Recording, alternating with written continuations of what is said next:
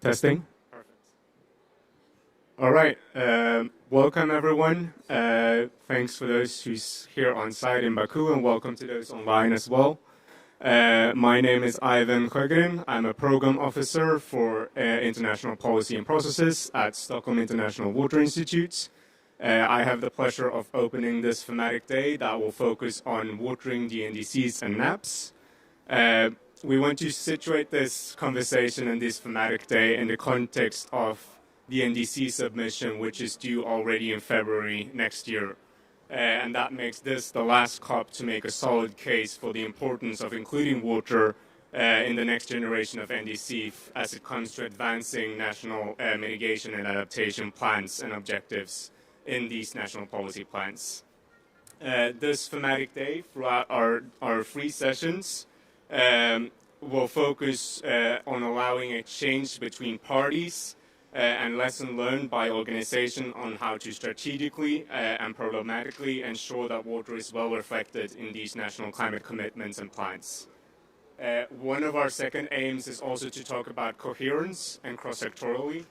We want to showcase water and situate the conversation of water as a supporter for coherence between multiple policy instruments and commitments. While NDCs are due for submission in February, the first round of biannual transparency reports are due to be submitted by the end of this year, at the last day of December this year, under the Enhanced Transparency Framework.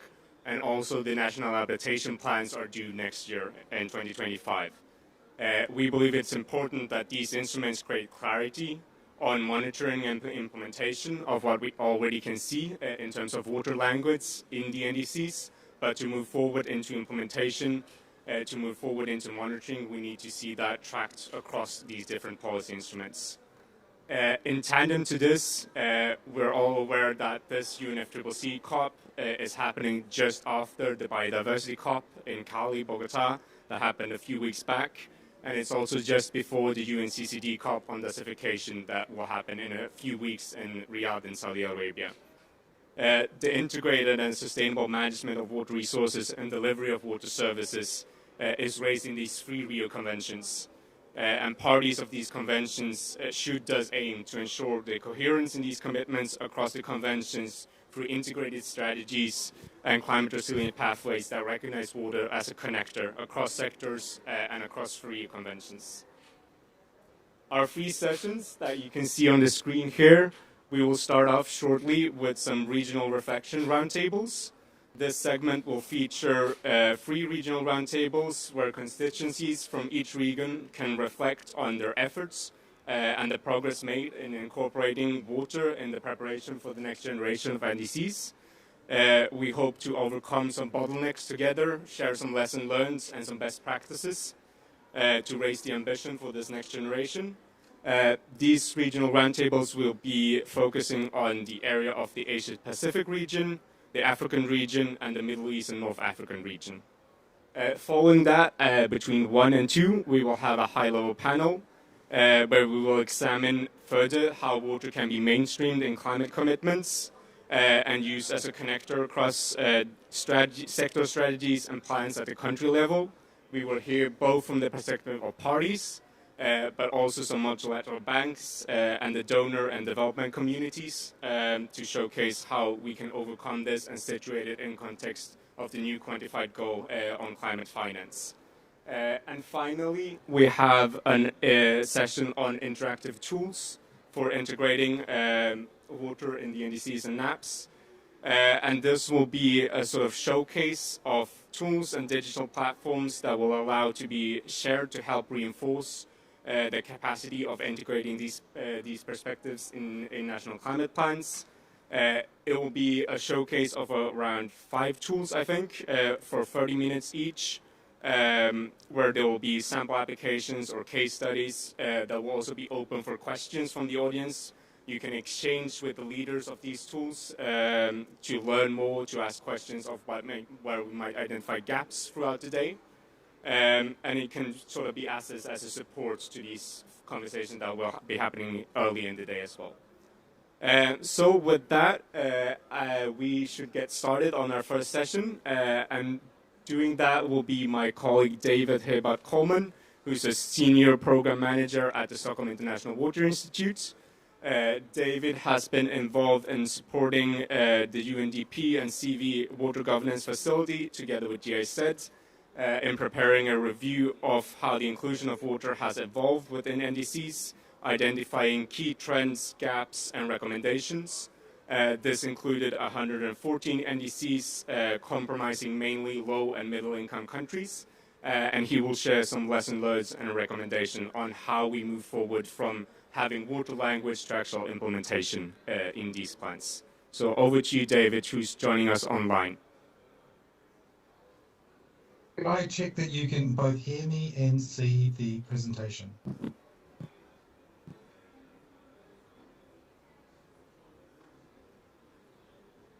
Hello?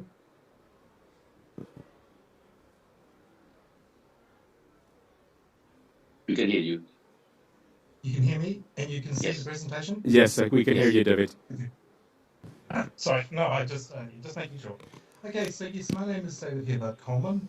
My job here today is to set the scene in terms of today's process.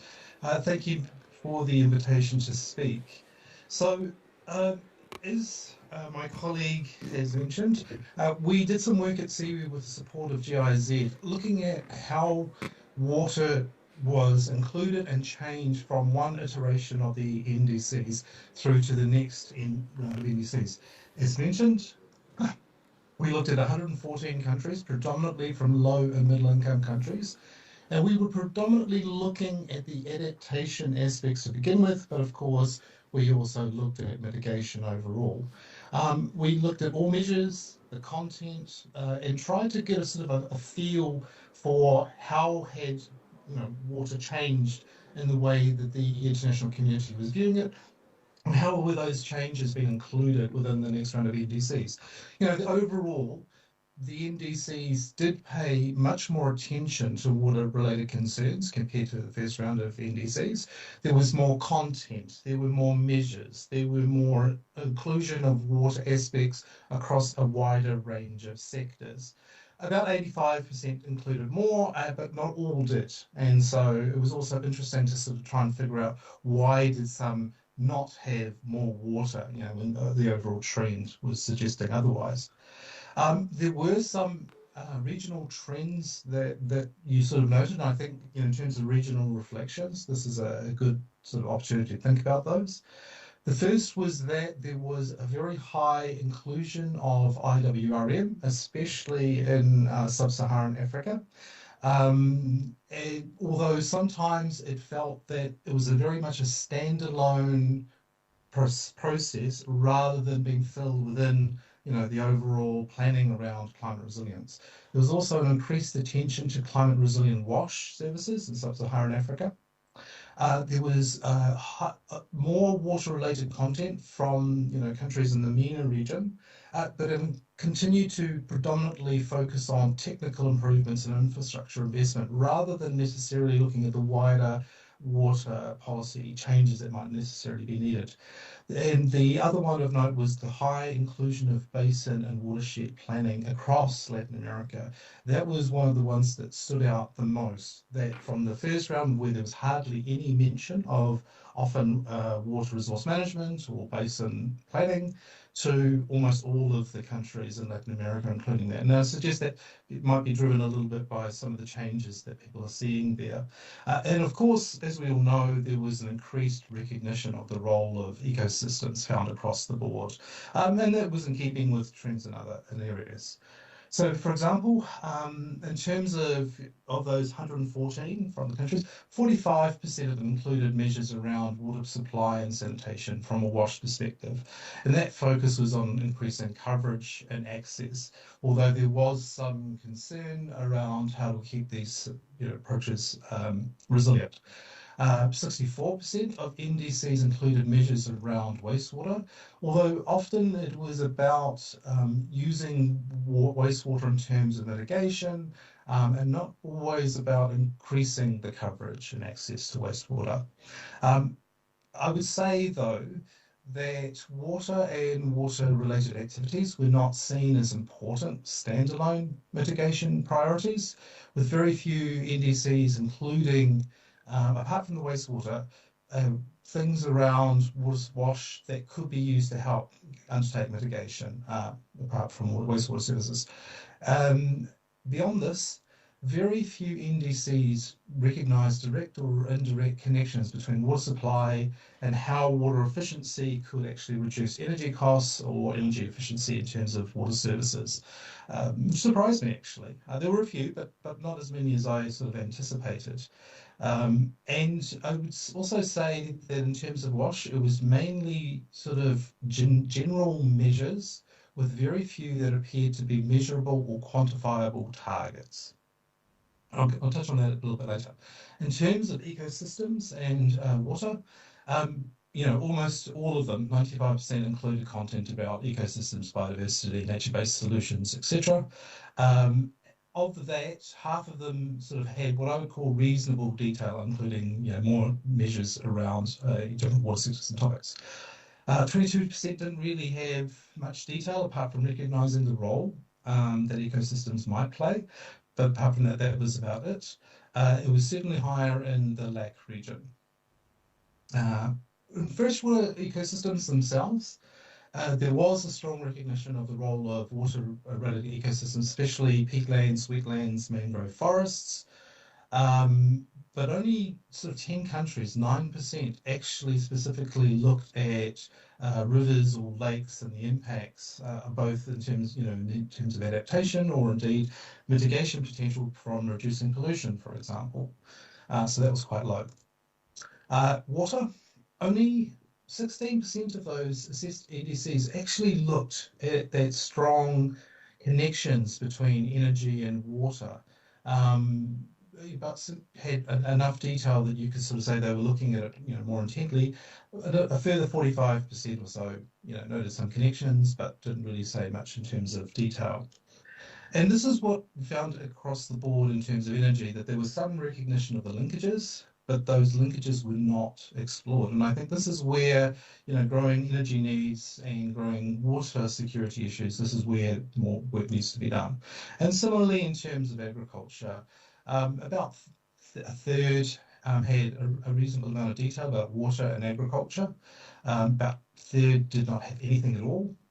Irrigation efficiency measures were the most common, at about 40% of the NDCs, mainly as a response to climate change impacts rather than their mitigation potential. So you can see at times there were different ways that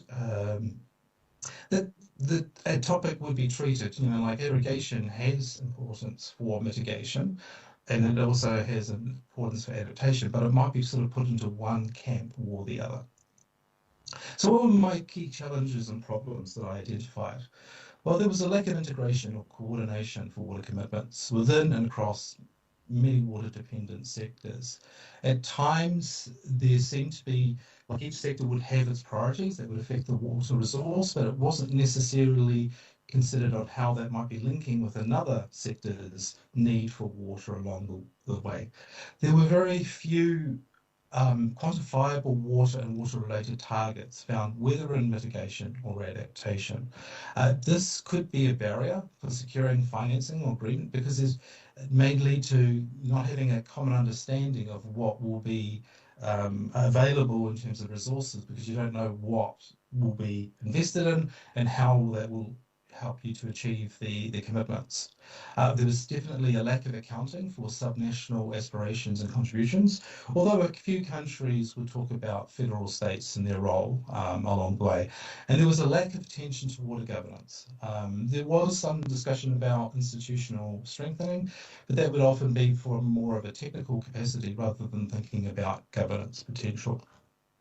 So in the report, these were some of the areas that we felt that there could be, improvements made. Now, of course, this is at the high level, and the specific need will be different according to the location. But we felt that there needed to be much more accounting for water and mitigation, and I believe with the colleagues that put together the water mitigation report, there's quite a lot of information on there to help expand, understanding how and expansion of mitigation activities can affect water. For example, expansions of forest for carbon credits may actually have an impact on the hydrological regime in the area. There's a need, I think, also to explicitly identify how tools such as IWRM, landscape approaches, etc., can be used to guide NDCs measures. They're often brought into documents. People will talk about IWRM or landscape approaches, but it's not necessarily reflected on how it will guide some of the decision making. There needs to be a bit more baseline data and information to understand how large or what that scale of commitment is. That was often missing. And I think there's a need to develop multi-sectoral measures that address key priorities across multiple sectors.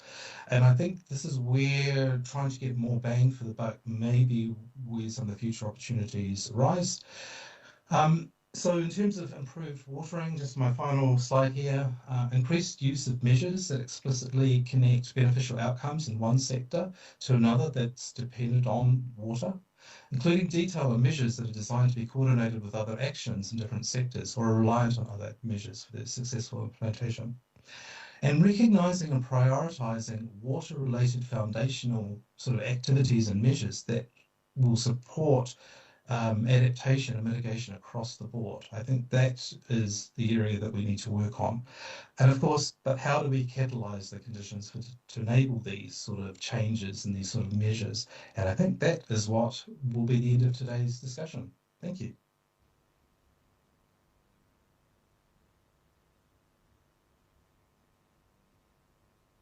Thanks for that, David. I think it puts us perfectly to move on to our first regional roundtable. You identified some key regional trends, and now we'll hear for some countries to get that more localized and see if those translate into your overall identified gaps and trends and bottlenecks. So we can move on to the next slide that showcases the Asia and Pacific regional reflections. We have, and I would like to welcome to the stage, Foisola Talduke, who's the head of climate change program at the Christian Commission for Development in Bangladesh, who will be, please. We also have Mr. Saud Sagala, who's an assistant professor at senior research fellow and chair of the Disaster and Climate Resilience Cluster at the Resilience Development Initiative, which is an Indonesian organization, and he's joining us online. We also have Ms. Manohara Kadak, who's a country representative for Nepal for the International Water Management Institute. We have Hong Peng Li, who unfortunately had to leave us for an urgent meeting, and he might join us later. And to facilitate this conversation, we have Mr. Adnan Ibn Abdul Kader, who's a climate and water governance specialist from WaterAid Bangladesh. So I'll hand over to you, Adnan. Thank you, Evan.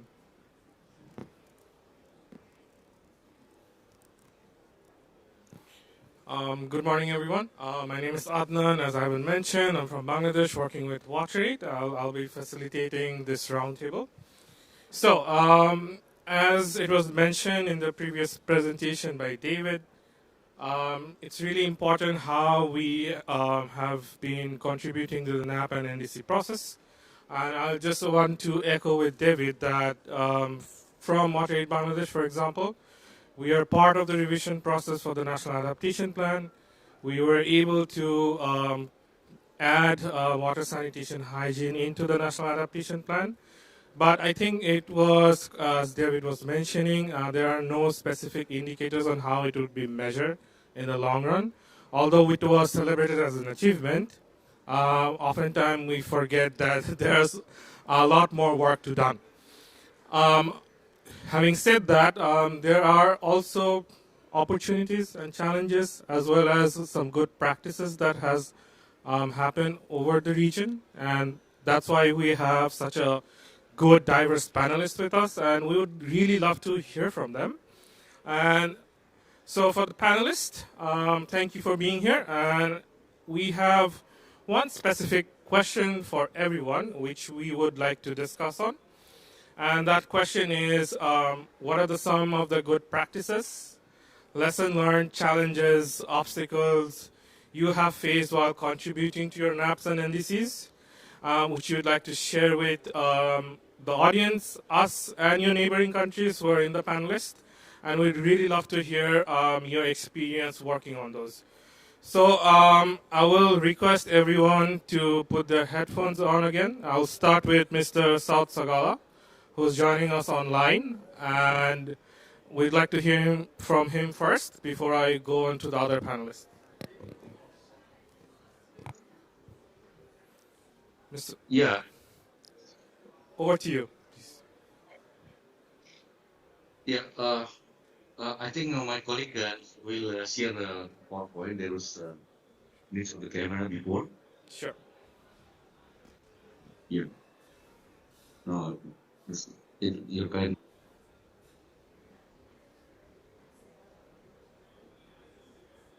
Okay, I think it's shown on the screen. Yeah, it's on the Yeah, screen. thank you for.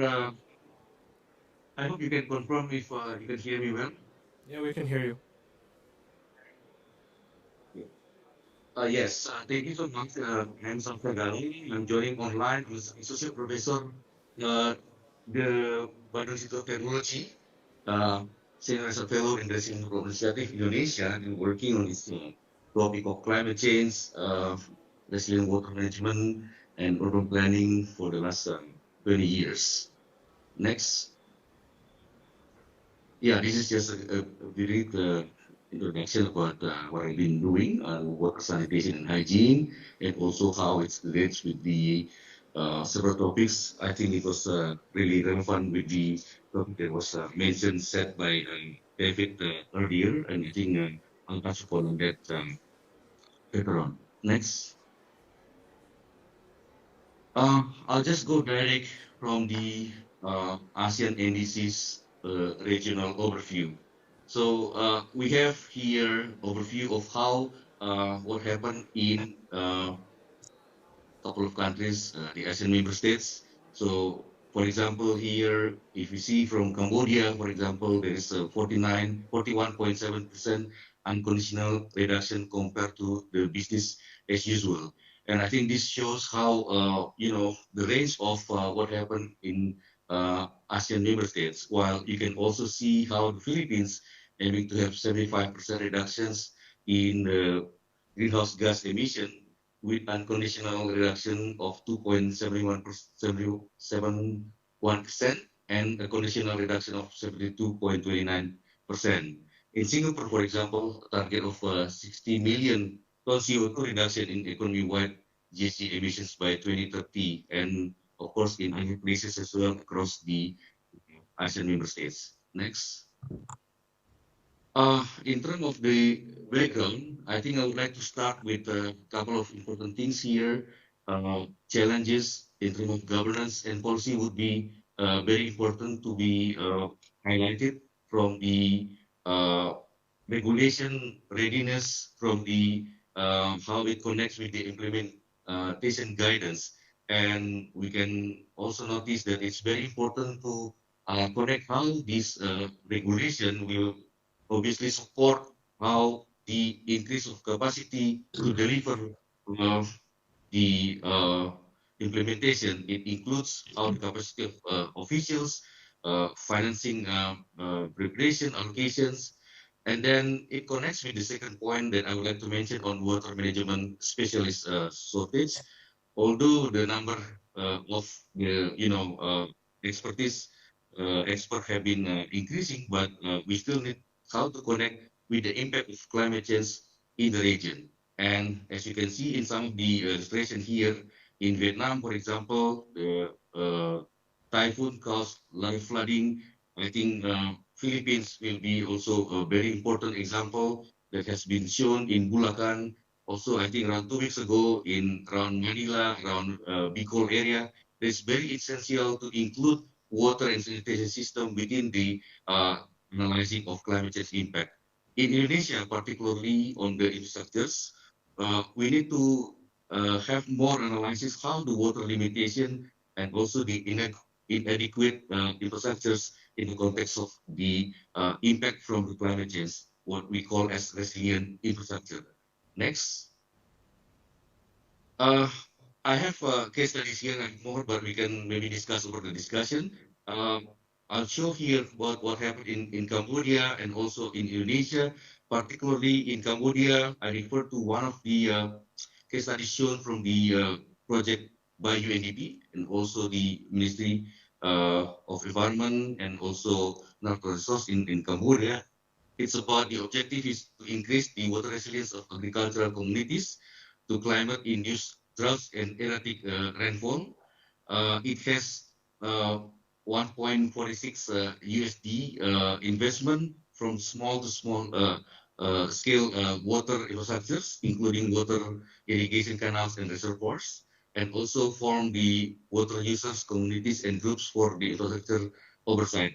While policy integration aligned with the Cambodia strategy, which is CCSP, rehabilitation and build water infrastructures, including small-scale irrigation schemes. In the Indonesian context, as I mentioned earlier, water sanitation and hygiene would be very important. So the objective of the previous projects or works activity is to include this kind of analysis.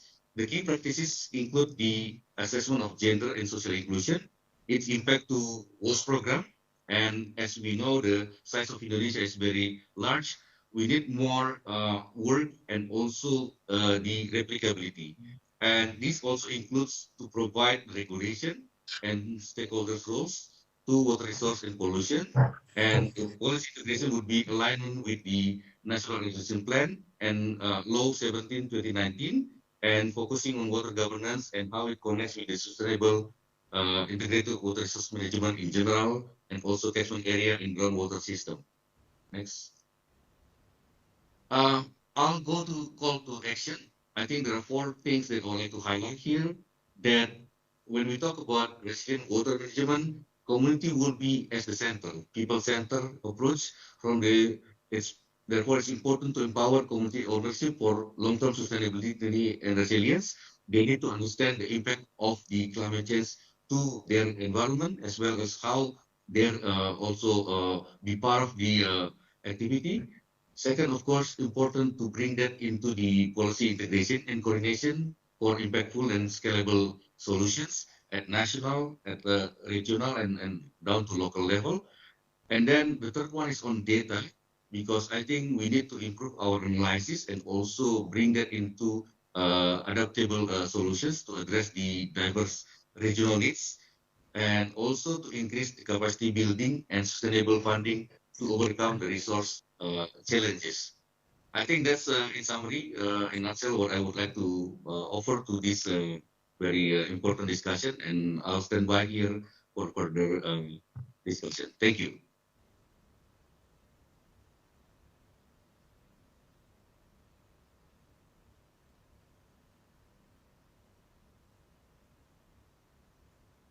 Take your point into account regarding the resource, lack of resources, especially the water management governance specialists. At the same time, I also take into your point regarding the gender inclusion which is needed in the community call for action.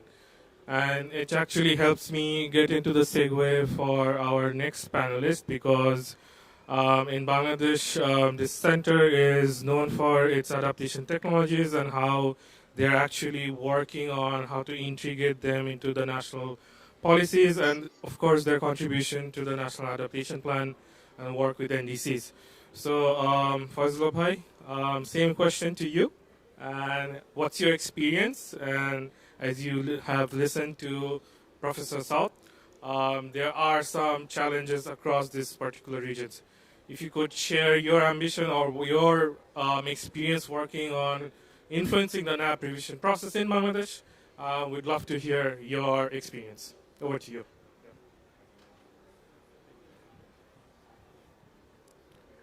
Good morning, everybody. I am Mohammad Faizullah Talukdar, now working as a head of climate change program in Bangladesh, working with CCDB, Christian Commission for Development in Bangladesh. CCDB is one of the pioneer organizations in Bangladesh, working since 1973 and working more than 100,000 of families around different climate vulnerable regions of Bangladesh.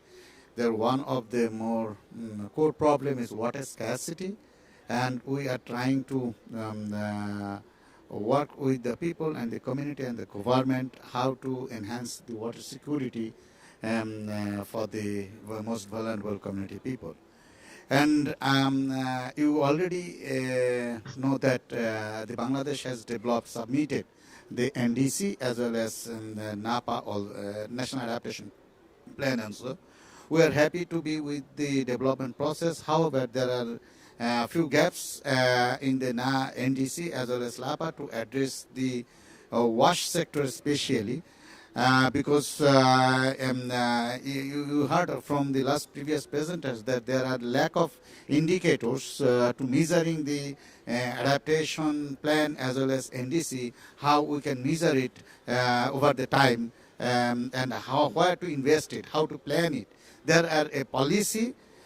You would be happy to know that almost 52% of the planned budget is allocated for the water, but that is not divided in different segments, especially agriculture, wash, and some other sectors. A lot of polder embankment is within this water sector also. This is a huge sector, but CCDB and along with our partners, we are trying to motivate government how we can segregate this budget, this plan, more specific way, and so that we can measure the indicators over the time.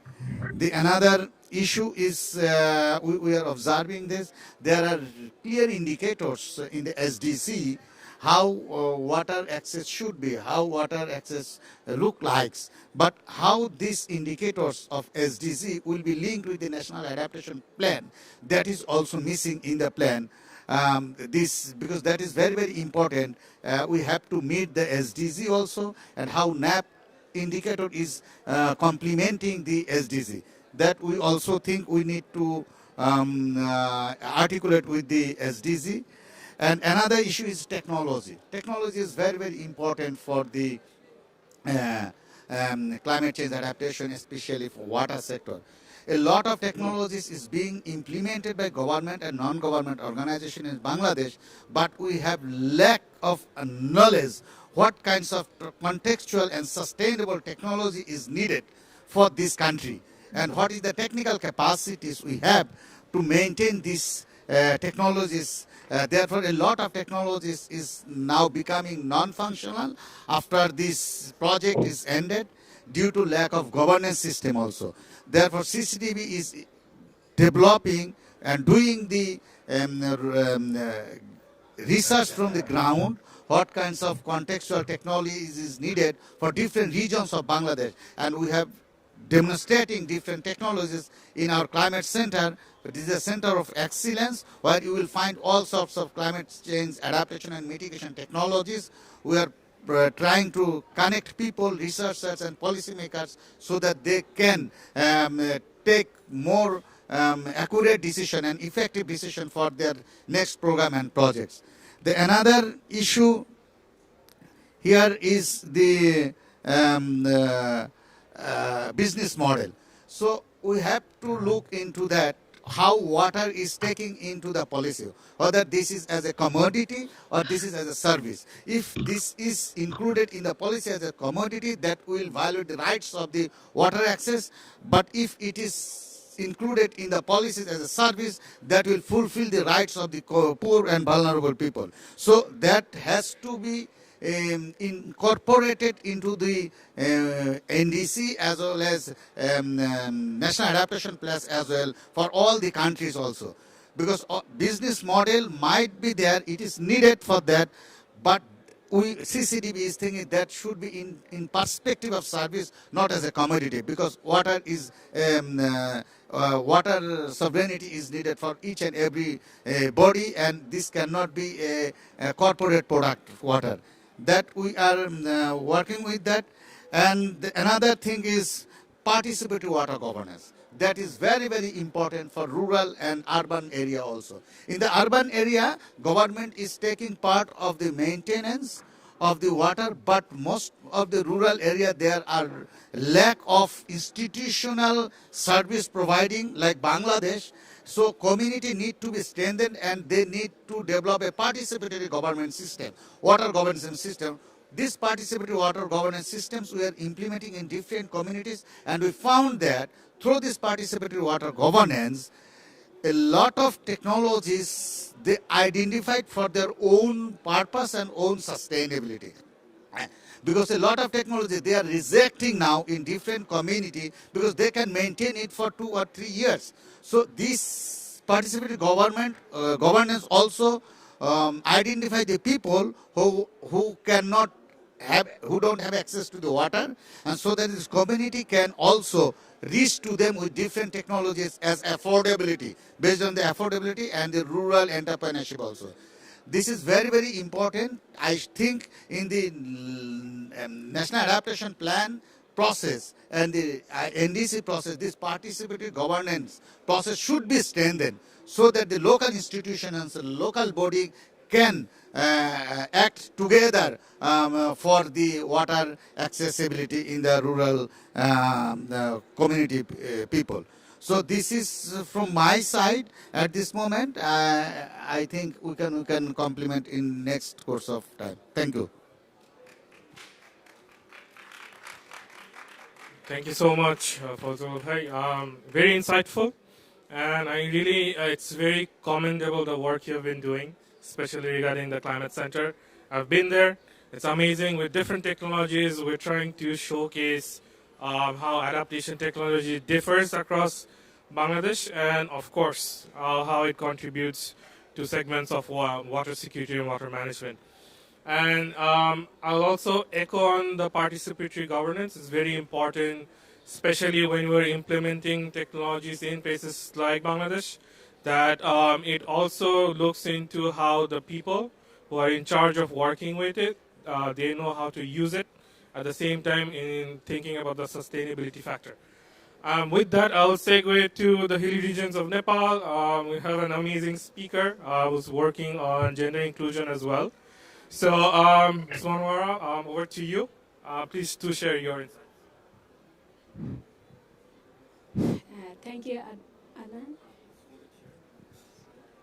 Hold it here. Here, here. Very good morning, everyone. It's a pleasure to be here. My name is Manwara Khadka. I work for International Water Management Institute as a country representative, and I also do social science research on water. So, very pleasure to share from Nepal how we are trying to make effort to integrate water lenses in a national climate change policy, NDC, and NAP. As you know, the water served as a very vital link to the water energy system, food system, biodiversity, ecosystem. These systems are very much, playing very much important also role in local livelihood, food security, and also reducing poverty. And also these systems are very much important to address the inclusion, promote the equality, and also very much important for climate change and adaptation and mitigation. And water resource management, as we know, has a very much significant role both in adaptation and also mitigation. For example, water requirement for mitigating goal in one sector, example, hydroelectricity energy production, will have influence on water availability or requirement for other sector, like expanding climate resilient irrigation technology, for example. So water-specific adaptation mitigation measures should be very much included not only the water sector, but it has to cross-cut other sectors, as David also mentioned, based on the research. So we need to recognize the role of co-benefit of water management, for livelihood and also ecosystem, providing very irrigation and also agriculture and watershed. Much of the understanding of NDC, current NDC, is on all about energy, like hydroelectricity production. Water is understood as energy. Not only, right? Energy has a bigger role. Water has a bigger contribution to other sector. If we don't talk about climate risks on energy, like hydropower and infrastructure, what does it mean for loss and damage, right? There is a very missing link in terms of understanding role of water in adaptation, mitigation, addressing loss and damage related to water. And also there are few provision in the, as I said, technology focus. The overall understanding is very limited. There is a missing of understanding water from a nexus lens, how water connect to the ecosystem, energy system, food system. There is a not much consideration on indicator, on the indicator and the policy measure related to the water and role of water to the other system. As I said, very missing part. As you know, Nepal is very much federalized country. We have a three-tier of government, three level of government, right? We have a federal government, provincial government, and local government. Only in a coming NDC or national adaptation policy and plans should consider the role of this three level of government. Multi-scale governance is very much important here. And same way, there is a bit of missing of inclusion and gender inclusion, social inclusion. Nepal is very diverse in terms of socioeconomic and gender, age, and region. And if we don't miss this perspective in the national adaptation plan or the NDC, it will all missing the society. So there is little consideration on this area as well. So having said, what are the solutions, right? So as I am being involved with this, the IMI is a research for development organization. We do really engage with the multi-stakeholder, government, private sector, civil society, community institutions. So we are facilitating the government to ensure that water specific target and indicator are very much clearly reflected in the upcoming NDC. We are in a technical committee. The ministry, two ministries leading now. The Ministry of Forest and Environment is leading the NDC revision processes, and also there are water specific two ministry. One is Ministry of Water Supply, another is Ministry of Energy, Water Resource, Irrigation. So we are supporting this ministry through consultation process to understand structured where are we in terms of water integration in current NDC, what are the gaps, what are the opportunity, we are doing stock taking, and also based on the stock taking, just put together in the stakeholder consultation process, this is the situation, where do we go, right? Priority setting based on the consultation with the multi-stakeholder. I mean, not only government, we bring all the stakeholders who are impacted or who have a role to play on water management. So at the moment, I'm also sitting in the technical advisory committee within the Ministry of Forest and Environment and also Ministry of Energy, Water Resources, Irrigation. I do influence, play a role of making sure that water voices from every actor, and also making sure that what role of water should be looked from the perspective of nexus. There is a huge sectoral silo. Sector do not talk to each other. When we talk about water security, we cannot talk water security without bringing multiple voices, a sector together, bringing the sector to have a common coherence, not overlapping of the investment, and also effort, intervention. So we are trying to bring the facilitating this process and also capacity building. One of the issue also, there is not much focus on financing, how to make climate finances in the water sector or water related adaptation mitigation. That is really inclusive also from financial point of view. So governance, financial point of view, bringing the government agency in the same table across the water, energy, food, ecosystem, health.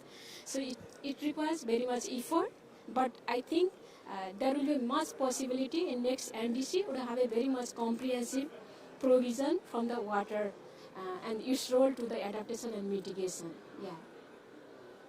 Thanks. It is. Thank you so much, Mama. We're going over time, but I will quickly go online, 30 seconds each. I'll start with Professor South. If you have any reflections you heard from Bangladesh and Nepal, if you have any reflection for the other panelists, Professor South.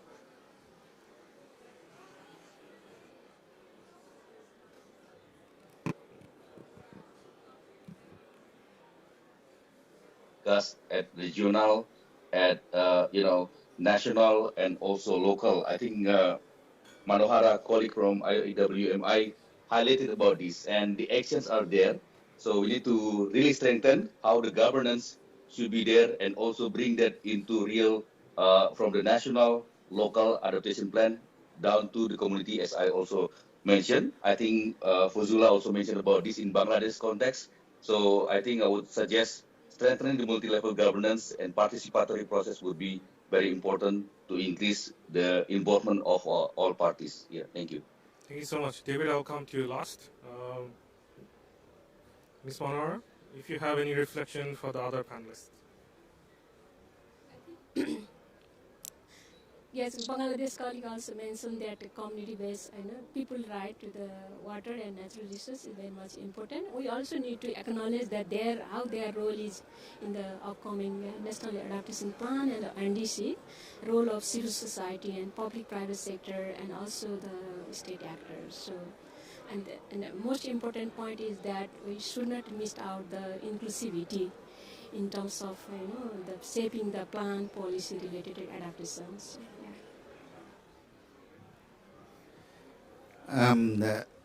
I forgot one issue to mention during formulation of the National Adaptation Plan. We sometimes forget about the water for animals. That is very, very important. That is inclusiveness. So I think if the local, regional, and national plan can be combined together, and the stick should go to the local rather than national. So to implement the National Adaptation Plan NDC. Thank you. David, you heard from the three panelists. If you could share your reflection and any connection with the presentation you made earlier. So the point I would like to pick up on is the one from Manahara about trying to get different ministries to be looking at the NDCs and the NAP process together in a nexus way. I've worked also with a number of countries, and at times different sectors will produce their own commitments, but they're not necessarily talking with each other about how those commitments will affect each other.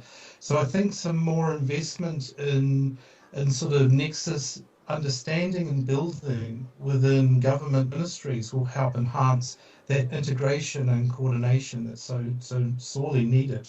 And I just also feel that there's almost a time to have a water assessment of NDCs, in the sense that looking at NDCs through the water lens and trying to understand what does this mean. Anyway, thank you. Thank you so much, David. And thank you to our audience for being here. Just if I quickly summarize, it's very important. I'd just like to add that it's very important to work regionally as well. At the same time, learning from each other. That's why this such of roundtable is really important in a stage like the Conference of the Parties. With that, I'd like to thank all the panelists here in present and online as well, and the audience for being here, and thank you for listening.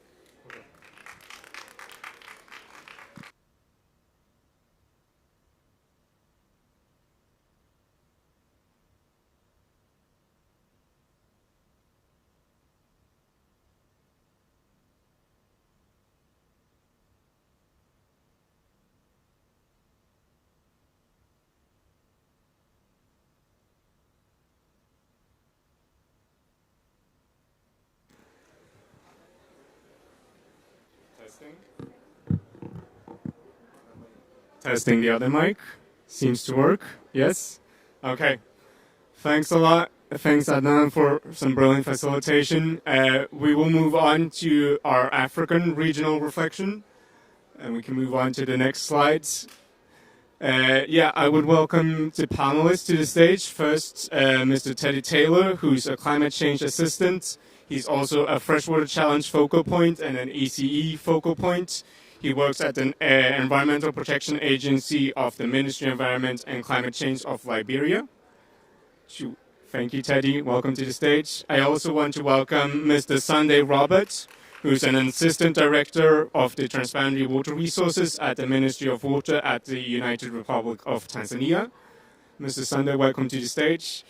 We also have Ms. Lovankanto Ravalumana, who's a coordinator for BNCCC RED Plus, the National Office for Climate Change and Reducing Emissions from Deforestation and Forest Degradation at the Ministry of Environment and Sustainable Development of Madagascar.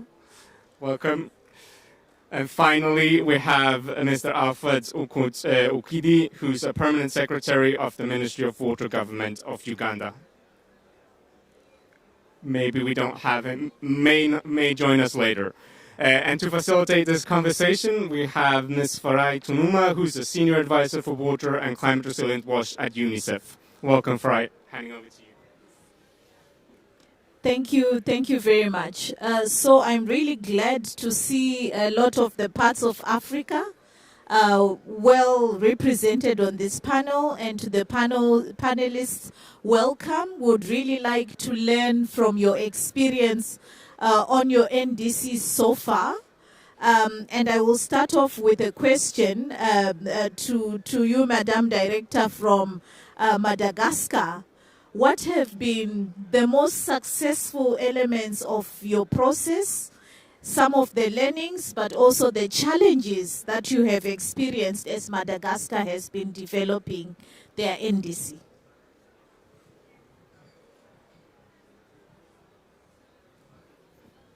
Yeah. First of all, thank you to WaterAid for inviting Madagascar to this very important session. During the process of elaborating our NDC, we made consultation. It is important to do consultation because the NDC is not a document of a ministry or of an entity. It is a national document. So we made the consultation with all the sectors concerned by climate change, water sector, forestry, energy, transportation, etc., etc. And we also organized workshops in all the regions. Madagascar is a big country. It's a big island in the ocean, Indian Ocean, and we went to the field to organize workshop to hear the voice of all of the stakeholders at local level. So that is the process we went through for the elaboration of our NDC. Yeah. This is really excellent. Moving very quickly to Ghana. What has been your experience? And I think from you would like to hear, Liberia, sorry. What has been your experience, particularly in terms of bringing water in?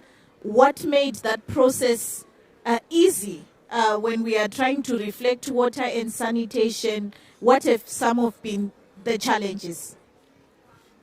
Thank you so much. And let me start by thanking the organizers for inviting us to share our reflection on the topic of water in the NDC and the NAPS. As you are aware, Liberia is a country with 6 major rivers, and our major source of drinking and hydroelectricity comes from the Simple River. And so incorporating water in our NDC is something on the agenda. Our Vice President, during the World Leaders Summit, spoke about the importance of the protection and the conservation of freshwater ecosystem in Liberia in the 3rd generation of the NDC. Sadly, in the 2nd generation of the NDC, we did not look in the direction of water. We had 9 sectors, but did not look in the direction of water. It gave us a fantastic opportunity in the 3rd generation, the NDC 3.0, to be able to water our NDC. Right? So we've been engaging with the freshwater ecosystem. As you may be aware, the freshwater ecosystem initiative, Liberia is a member. And during our meeting in Glen, just before the SB60 in Bonn, the middle of this year, we're able to have some conversations surrounding securing some funding for the incorporation of the protection and conservation of freshwater ecosystem in our NDC 3.0. So as it stands, we have a small grant coming from the IUCN, the African office in Cameroon. Just in the first week in December, we're going to have a technical dialogue. And that technical dialogue is important because we want to look at institutional enrichment, we want to set targets, measurable targets for freshwater, for the protection and conservation of freshwater ecosystem. Because we think this is very important. That will give us the opportunity to be able to account for the role of freshwater in mitigation and different planning processes. It will also give us the opportunity to be able to set detailed baselines, and increase the use of quantitative targets and measures into these processes. Again, it will improve our sectoral approach on water-related issues. We notice that water-related issues have been fragmented. So there's a perfect opportunity to be able to bring together stakeholders and the issues that both us around water governance and the protection and conservation of freshwater ecosystem. We're going to bring them together. And we'll also look at how we can be able to invest in transboundary basins and the country level exchange. There's a fantastic opportunity there because there's a collaboration with the IUCN and the Minor River UN countries to look at the river basin between Liberia and Sierra Leone. So these are opportunities. Where do we go from here? Because there are existing threats. We know that our wetlands, our freshwater ecosystem have been is under severe threat. Our wetlands are under threat. Our inland fisheries are also under threat. But where do we go from here? After this process, after the technical dialogue, we intend using this opportunity to engage with stakeholders to have robust consultation process in the NDC revision, in the NDC 3.0 revision process. And to do that, we'll have to source additional resources to hire consultants that will set measurable targets. We should also endeavor on having robust stakeholder consultations, and we should have a validation process to have the issue of freshwater ecosystem and to capture in our NDC 3.0. As for the NAP, we will have an opportunity during the revision process of the NAP to be able to look at these processes. Thank you very much, and I'm happy to be here. Thank you very much. I will be coming back to you on measuring and validating, because that's really an important part. But before we start talking about that, I would like to move to you, Sunday, and to just hear from Tanzania. We have heard quite a lot around freshwater consultation, and we know, particularly when we are in the water space, we often forget about sanitation. And yet, sanitation is quite critical when well managed for us to maintain our water resources in a good, safe state. So my question to you from Tanzania is, what have been some of your reflections on this process, particularly also reflecting on sanitation and how it can be brought into this conversation on watering the NDCs and ensuring that there is also integration with our NAPs. Over to you, Tanzania.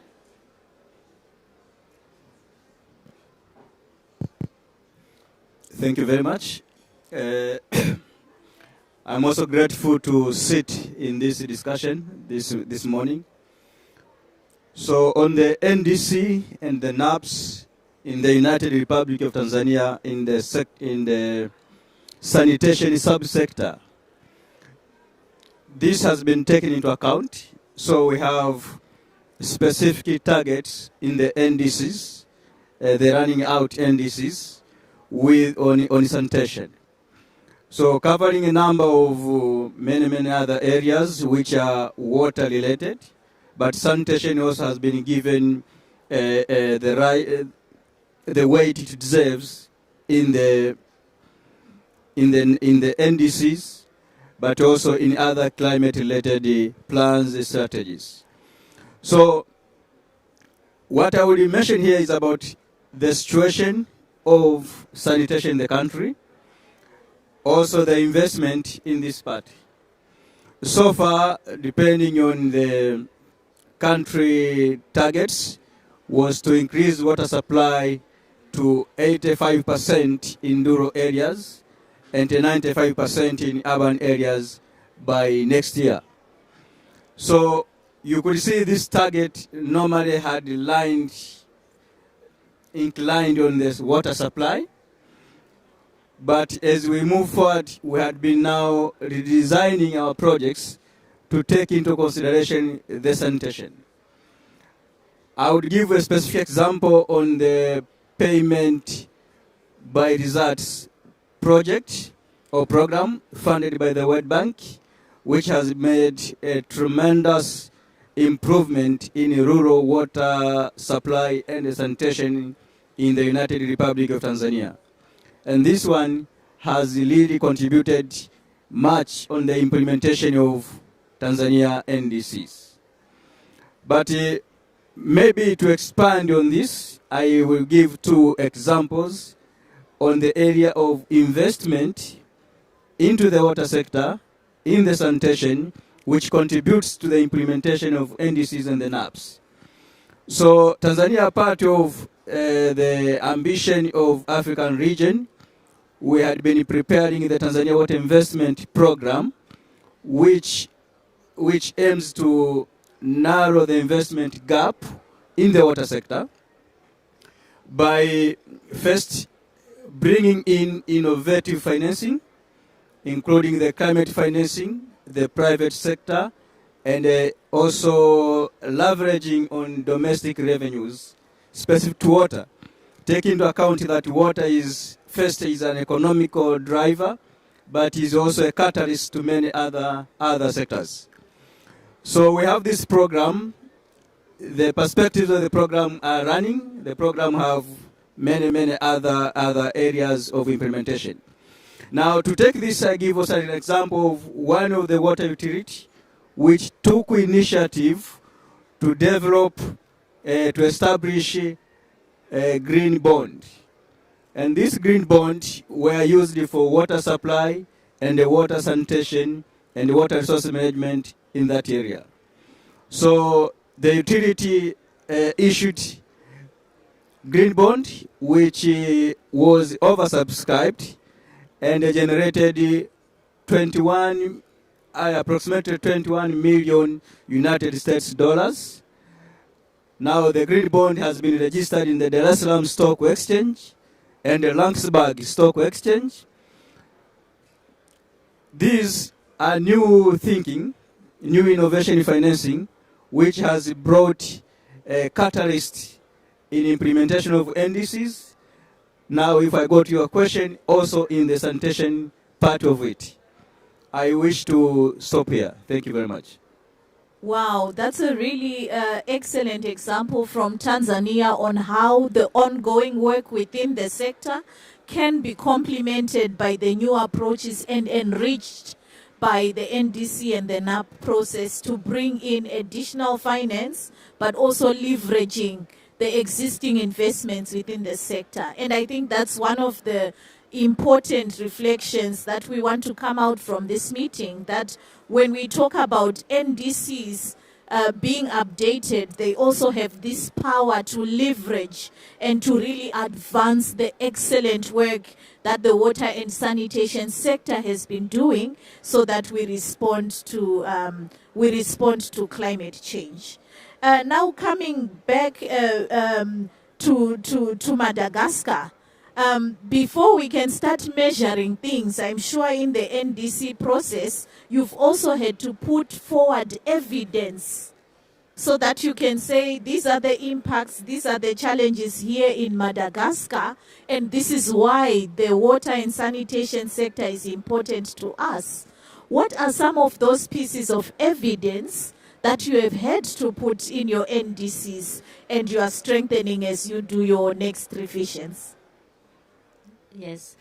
So water is one of priority in this NDC of Madagascar. One of prior sector in our fight against climate change. Unfortunately, Madagascar is still among the least developed countries, and everywhere in the island we face some challenges concerning water supply, especially in the south of Madagascar, where there are regularly some problems of drought.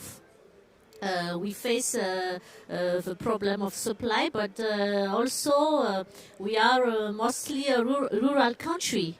And the population far from the cities, they have to do their best to have water supply by their own. Also, because of climate change, there are some the rainfalls are diminishing. Right now, in Antananarivo, the capital of Madagascar, there are some problems of water supply inside the city itself. And it is a big challenge for us to allow population to have water, because it is also a matter of sanitation, because of when there is no water, some problems of health can appear. And so the government is really working on that. And another thing, water and energy as linked, because the process of water supply needs energy, and the government is working on how to use more solar energy, for example, instead of using fossil fuel to produce the energy for water supply. Yes. Thank you very much. So here we hear pieces of evidence around access, but also how that access is being impacted by climate events, but also the savings, the carbon savings that are also coming through as we develop a low carbon sector through renewable energy and solarization usage within the country. And this is evidence that Madagascar is actually using to ensure that their NDC is backed up by science and data and information, so that we can justify the further investments that are coming through. Now moving on to Liberia. Liberia spoke about matrices, measurement, and validation of the NDCs. And would like to hear more. What are these matrices? What are you measuring? Why are you measuring it? And how are you validating it, so that when we go to NDC 4, we will be able to say this is how well we did in NDC 3. Over to you. Thank you so much. To move to this question, you have to look at the existing threats on freshwater ecosystem in Liberia. There has been massive increase of artisanal miners in Liberia that uses mercury, and those mercury have been able to affect our water bodies, right? So that caused an alarming health issues in our country, and so that necessitated the ratification of the Minamata Convention at the just ended General Assembly. And moving toward that is to make sure that you have clear laws and policies and in terms of the freshwater protection of freshwater ecosystem. And how can we do that? Is to make sure that we take advantage of the revision process of the NDC 3.0. That will give us an opportunity. But then there is a robust monitoring and evaluation, measurement, verification, and reporting system organized across all the spheres of climate change issues in Liberia. So whether it is the BTR process, whether it is different climate change and related issues, we have that system set up. We have staff who are also being trained to do different monitoring and evaluation and verification process relating to this issue.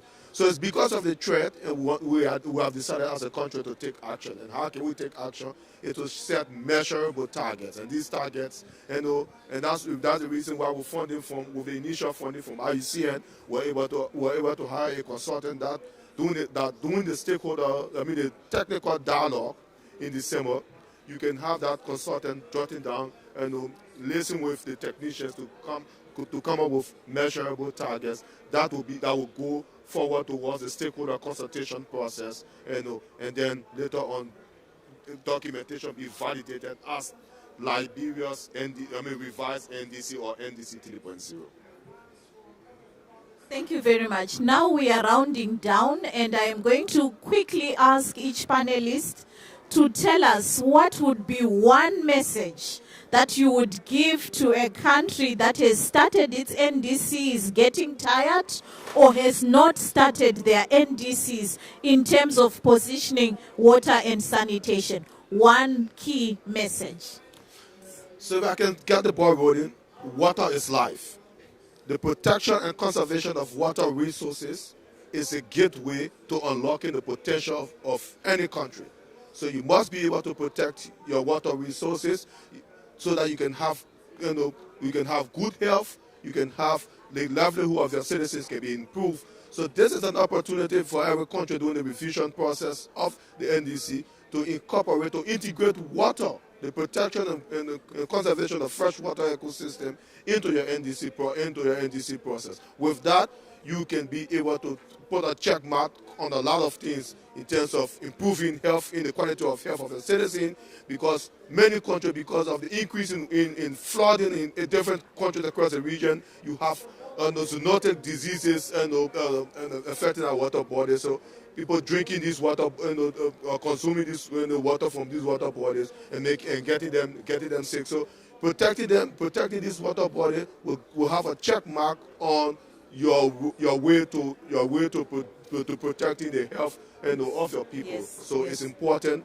that we use this opportunity and to incorporate or integrate the protection of freshwater ecosystem into our NDC, or else you have to wait for the next 5 years. Very, very passionately put forward. From Tanzania, your reflection, one reflection.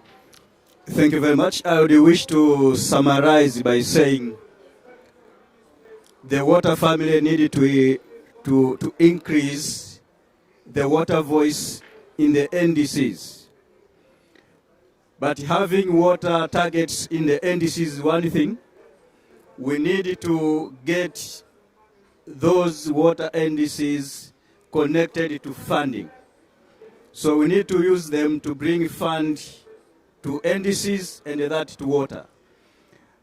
At first I was somehow worried, but when I see all the negotiation goals, water is connected. So we take that to bring funding into the water.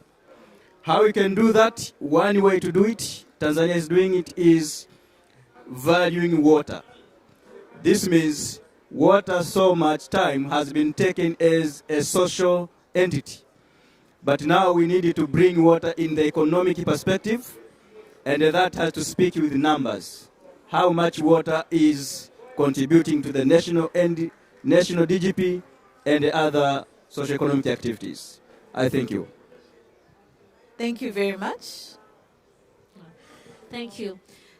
Water is an element of environment, an essential element, and we should always remember this link between all of the elements: the water resources, forest, population, and we should be aware that we should also protect forest. We should also protect environment, and we should fight against climate change to be sure that we will always have enough water in our daily life living. We need water for everything, as it was said. Water is life. We need water for agriculture, for food, so everything is linked, and we need the sensibilization for all stakeholders about that. And of course, water has its place in the NDCs, and of course in the future third NDC of Madagascar, we will have water in our future document. With this, we come to the end of our panel discussion. I really thank the panelists for reminding us first that water has an economic value, and that value is important that we bring it out and that we leverage additional resources, data, and existing evidence within the sector so that we also fully benefit from the NDC process.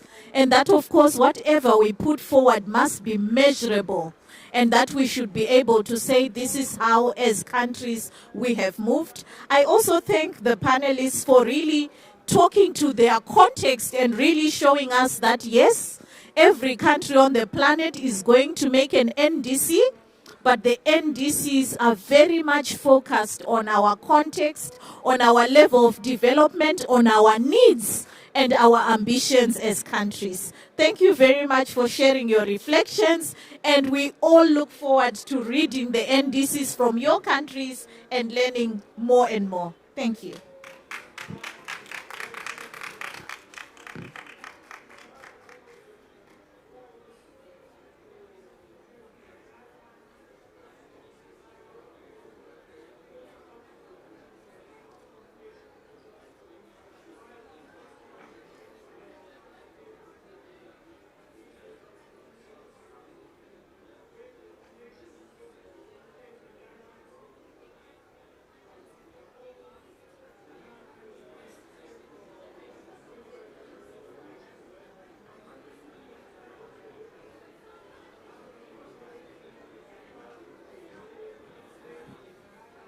Is this better? Yeah, that works. Thank you very much. Thanks, Farai. Thanks, the panelists, for the previous panel. We'll move on to the next one, we will hear some regional reflections from the Middle East and the North African region. And I will immediately welcome the panelists for this next section. I would like to welcome Dr. Kavan Sabah Havrami, who's the Director General of Water Resources at the Ministry of Agriculture and Water Resources of Kurdistan Regional Government in Iraq. Please welcome. Also want to welcome Mr. Samer Kalbune, who's the Director of International Projects and Relationship Department at the Environment Quality Authority, Ramallah of the State of Palestine. Welcome. I want to welcome Ms. Jessica Troni, who's the head of the Climate Change Unit and Adaptation Portfolio Manager at UNEP. Welcome, Jessica. And we will later be joined by Mr. Abdullah Khalafi, who's the NDC Partnership in-country facilitator for Somalia. He's here already. Please welcome to the stage. And to facilitate this conversation, we have Ms. Nadia Shiouk, who's the International Cooperation and Communication Manager at the Regional Center for Renewable Energy and Energy Efficiency in Egypt. So welcome, Nadia. Thank you. Thank you. Thank you very much.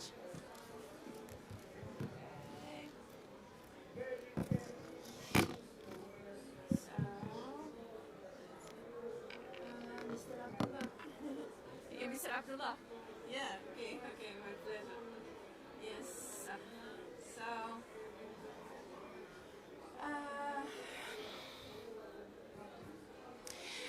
Ladies and gentlemen, good morning. Hope all you're doing well. This is Nadia Shiouk. I'm the Director of International Cooperation at the Regional Center for Renewable Energy and Energy Efficiency. It's an international organization based in Cairo and worked with 17 member state countries in our region, the Middle East and North Africa. And I'm pleased to be here with you today to facilitate this session. So, watering the national determined contribution and the national adaptation plan requires a tailored approach. Recognizing the challenges and opportunities in each region, this morning we had discussed Asia and the Pacific regional reflections and Africa regional reflections, and now we'll be discussing the Middle East and North Africa reflection, and we'll share insights on integrating water into national climate commitments. I think we have half an hour to discuss your insights. So my guests were introduced by the colleagues, so thank him very much. Let me start first with a reflection on watering NDCs and NAPs in our region to discuss about themes including the challenges faced by our region, the Middle East and North Africa. So, in what way our region, the MENA region, utilizing available technical tools and digital platforms to successfully incorporate water management strategies into their nationally determined contribution. So, I think in the first panels we were discussing like country by country, but over to you to discuss about the whole region. This is the approach I'm proposing, and of course we can go later to the national or to the local level. Mr. Karwan, please. Good morning, everybody. Thanks for having us as a Kurdistan region. We are proud to be here. As you know, Kurdistan region has prepared his local adaptation plan, based on NDC and based on national adaptation plan with the federal government of Iraq. So our plan has been modified and has been prepared according to our natural, social, and economic situation. For this, different stakeholders has been consulted and has been participated to prepare this plan. The plan has been designed under the current situation and our expectation for the future. According to the situation that we are facing two main issues. The first one is rising in temperature, and the second thing is change in precipitation. When I am talking about precipitation, I am talking about if the slides, I am not sure if I have gave some slides, I'm not sure if can show us or not. However, we are facing two things. The first one is fluctuation in precipitation, which is the most dangerous element of climate change. The second thing is, next one, please. Yes, this slide shows the fluctuation that we are facing regarding water resources. You will see huge fluctuation in those two rivers that we have recorded. So it explains that the fluctuation is the biggest problem that we are facing. The second slide, please. Next one, please. This one showing the general trend of precipitation and the impact of climate change on our region. The blue one is the average of rainfall before 1998, and the red one showing the mean of rainfall after 1998. So it's clear that the general trend is reduction in water resources. The next one, please. The next one. So at the same time, we have taken into account the big question: should we develop infrastructure or management? So because there's a general trend that the developing country must develop infrastructure firstly, and they have to develop the management. But we do believe that we must develop the both parallelly, management and infrastructure, because the issues that we are facing. The next one, please. Another issue that we are facing in a whole region, in a Middle East, as a whole region, we are giving too much water in agriculture, whereas the value of water in agriculture sector is low. So this graph shows that when the giving water to agriculture reduce, its value is going up. The next one, please.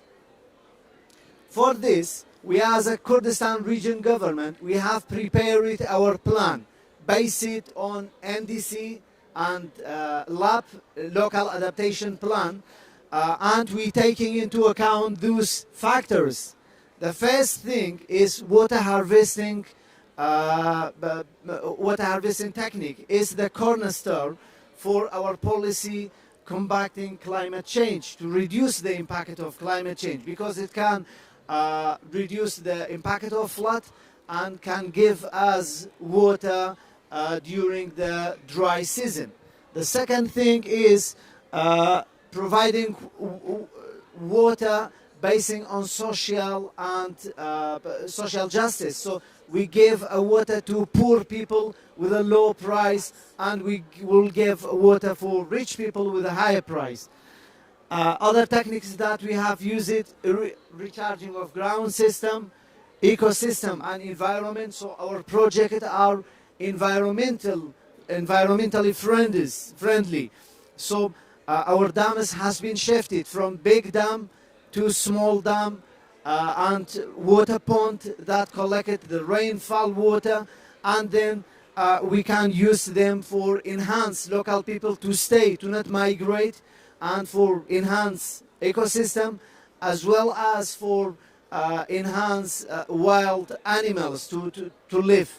The next one, please. I think that, so under this policy, we have proposed the collaborative water dams.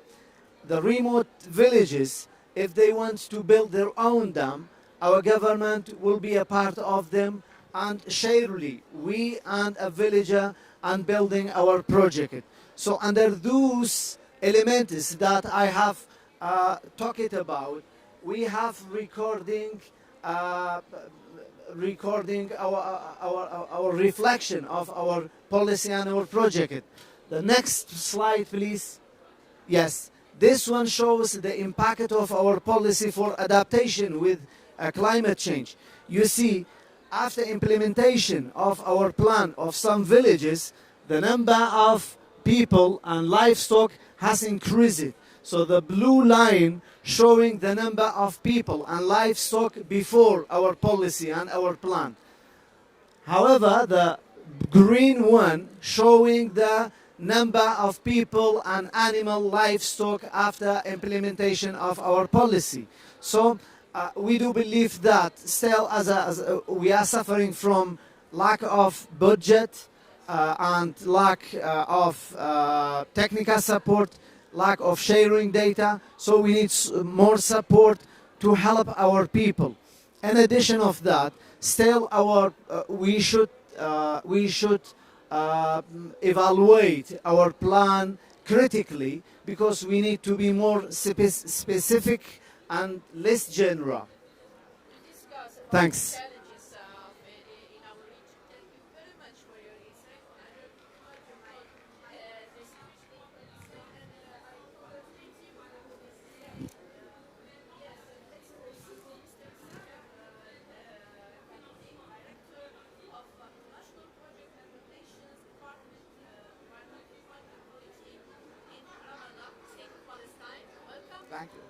Thank you very much.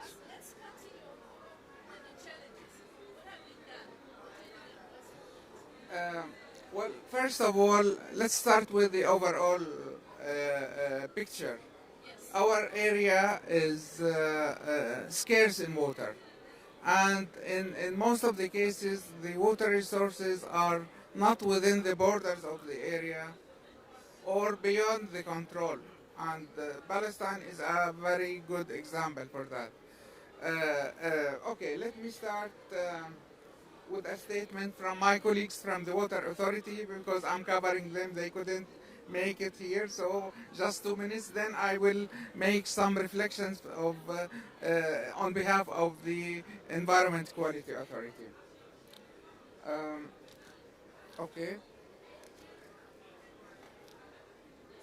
Distinguished colleagues, we would like to thank ESCWA and WaterAid for the opportunity to present on behalf of the Palestinian Water Authority. We'll present here an overview of the progress regarding the integrating climate resilience with the water strategy and planning frameworks. The Palestinian Water Authority is currently finalizing its updated water sector strategy 2022 to 2042, 20 years, yeah? And the water sector plan for the years 2024 to 29, so it's 6 years. These frameworks prioritize climate change adaptation and mitigation as core elements, recognizing the critical challenges and environmental vulnerability in Palestine. Our short-term investment plan will focus on updating the NDCs and which will include priority water projects, including dam in Al Far'a area for water harvesting because of the scarcity, and rehabilitation of groundwater wells. You know, we don't have much of surface water in Palestine, so basically we are using groundwater wells for drinking and for agriculture. We're particularly concerned about Gaza, where the water and wastewater infrastructure has suffered extensive damage. The goal is to protect public health and environment from raw sewage, which is almost everywhere in Gaza now. We're also working on a GCF, Green Climate Fund project, with the UNICEF, which will strengthen the capacity of the water authority in terms of planning at the lower scale, at the city and town scale, rather than on the national scales. The Palestinian Water Authority is committed to collaboration with ESCWA and UN agency to further the shared goals in climate change and carbon reduction and greenhouse gas mitigation. That was the statement from the Water Authority. And now let me talk a bit from the environment point of view. I remember when I started working for the environment, we really had to struggle to incorporate environment as a whole. There was not even a talk about climate change in the national strategies.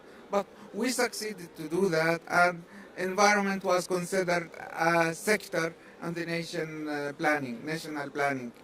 Then we realized that it is not good enough to have environment as a single sector, because environment is cross-sectoral.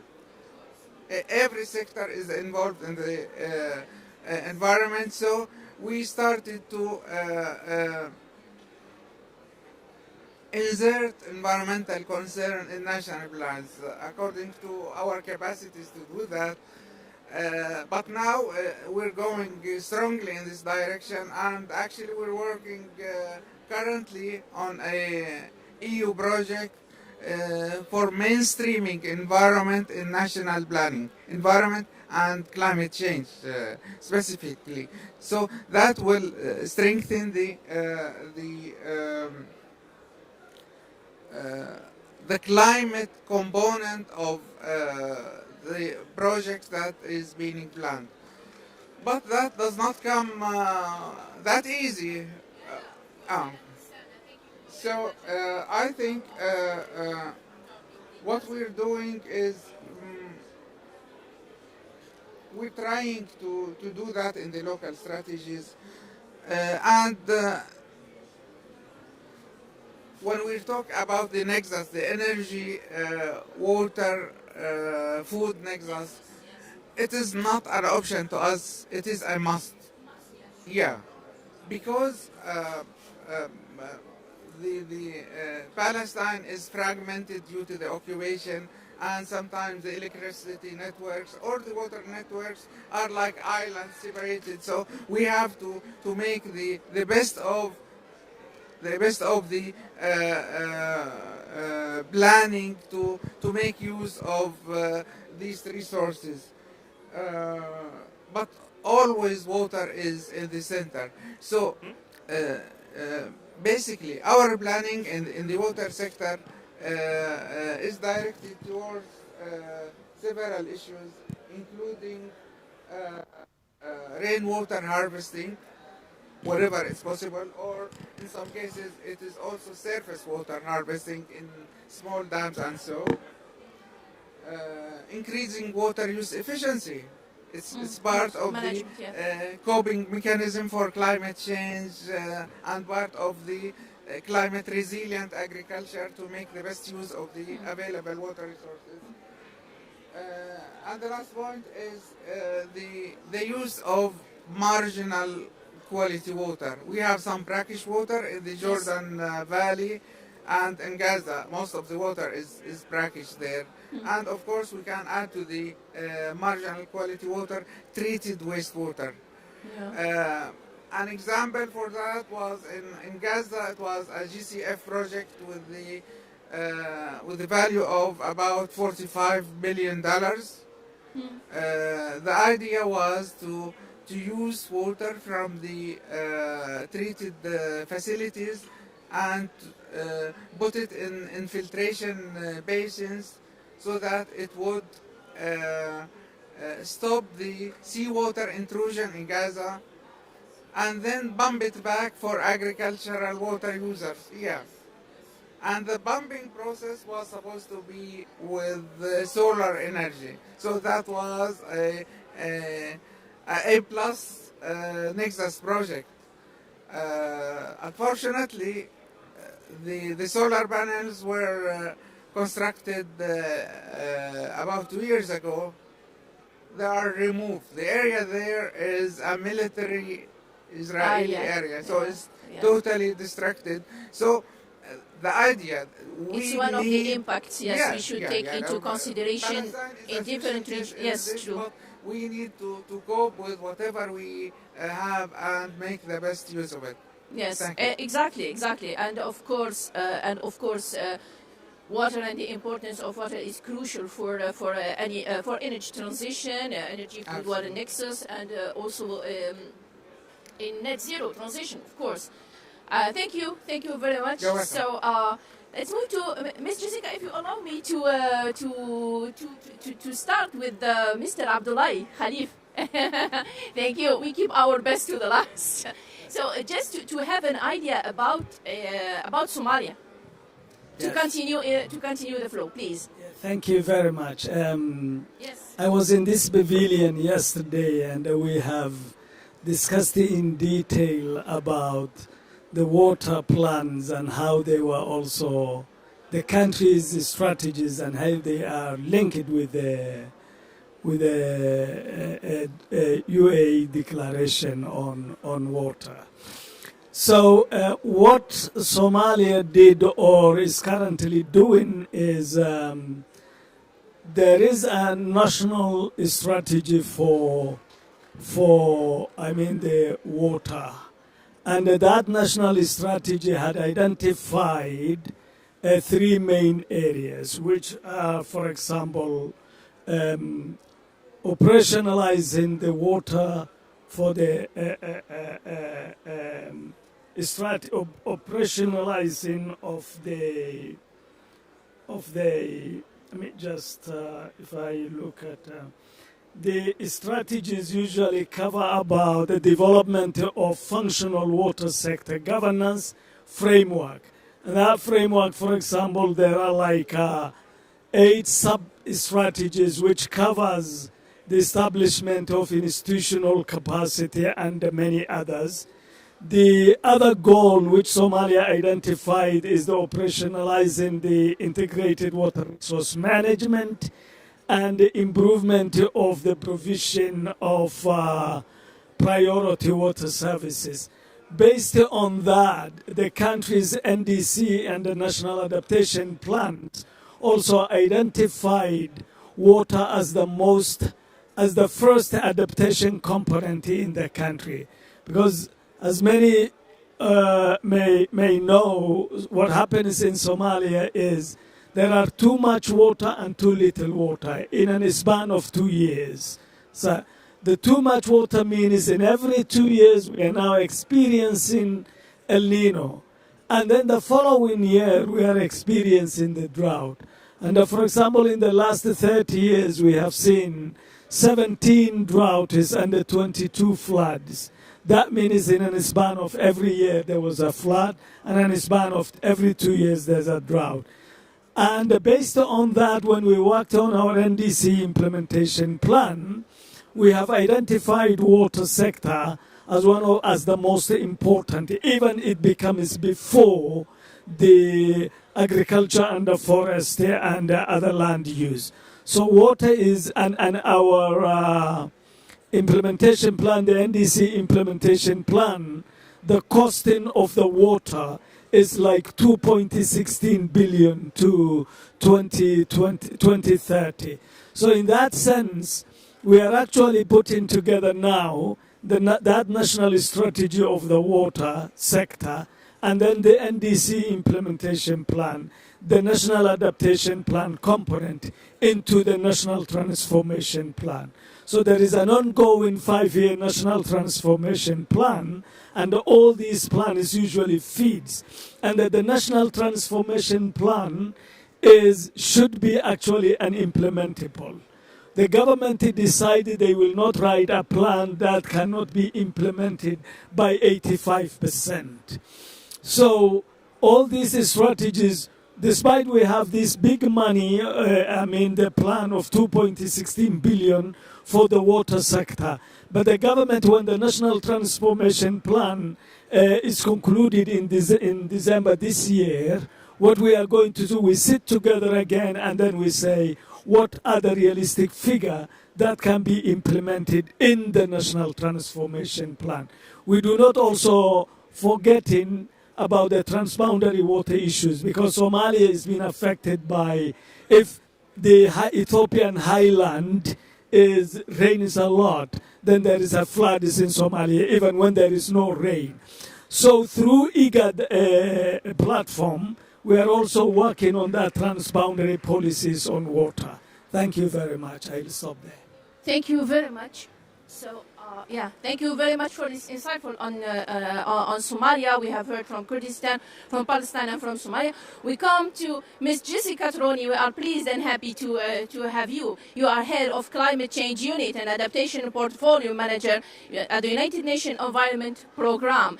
Ms. Jessica, please. So UNEP co-organize different forums, and let me maybe talk about the forum NDC 3 regional forum. Could you please share with us your insights? It's very important for us to share your insights about our region, the MENA region. So if you don't mind, I'm going to share insights, but in relation to 2 countries where we're doing work. So yes, I work for United Nations Environment Programme. We're headquartered in Nairobi, Kenya. And we are supporting the MENA region with programming. So I want to give you 2 examples, one from Iraq and one from Jordan. The Iraq example is a national adaptation planning process.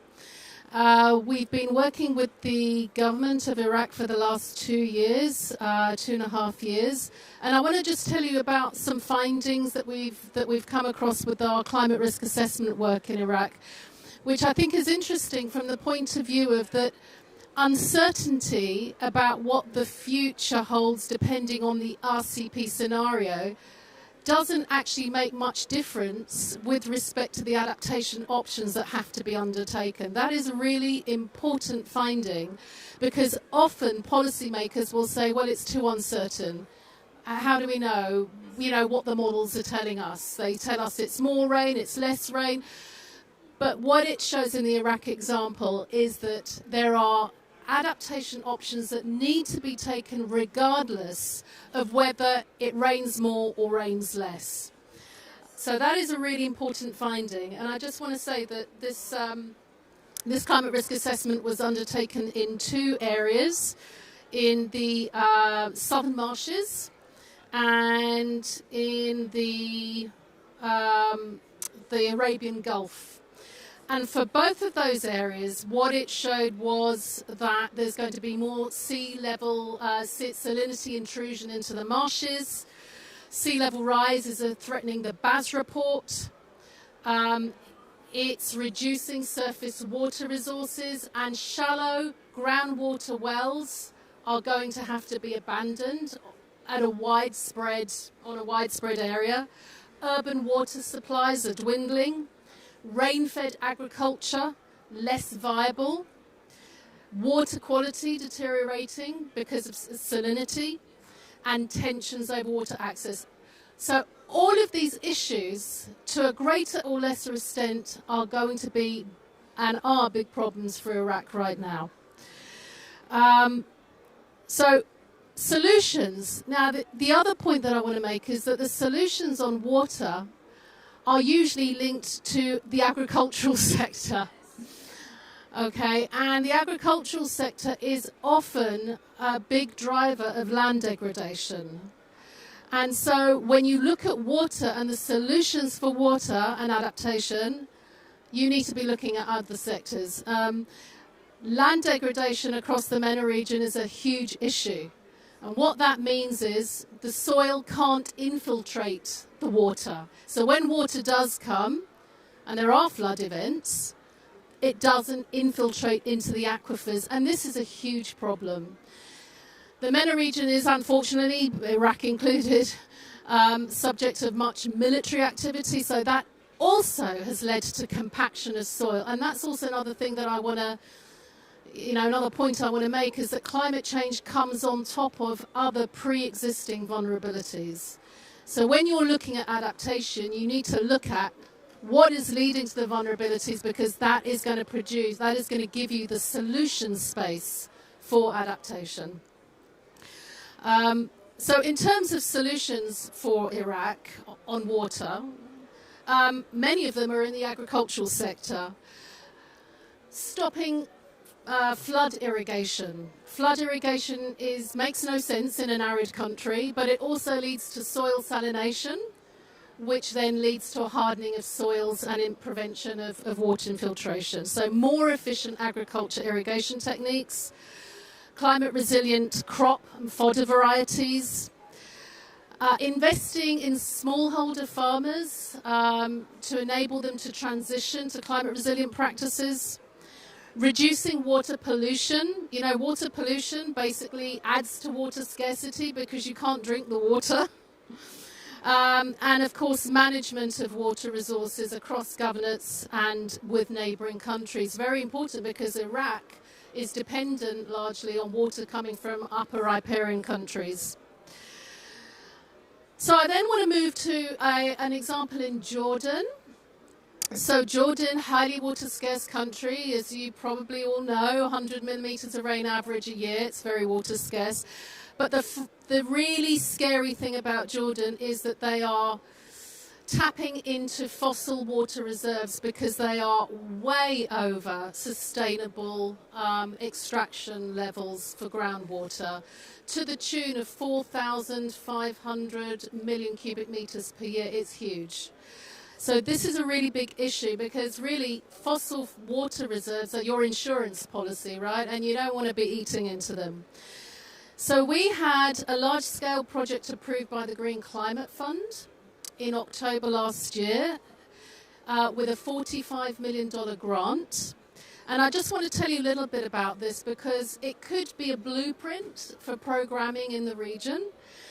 It's an integrated strategy that is focusing on restoring 12,000 hectares of land to help infiltration of water into the aquifers, building 12 rock-fill dams, and really that's the major impact. It's about trapping water and helping that infiltration into the aquifers.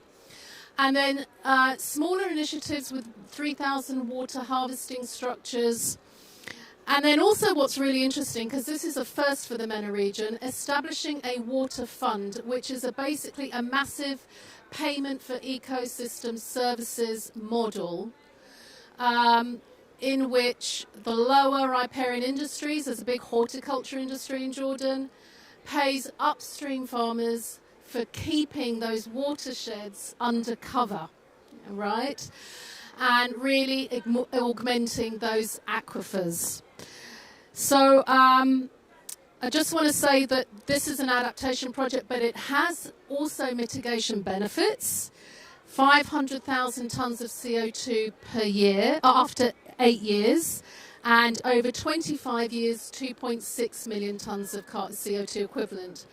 But this is a relatively small area. Imagine if you scale that up. This is 12,000 hectares. Imagine if you scale that up. So it is a model.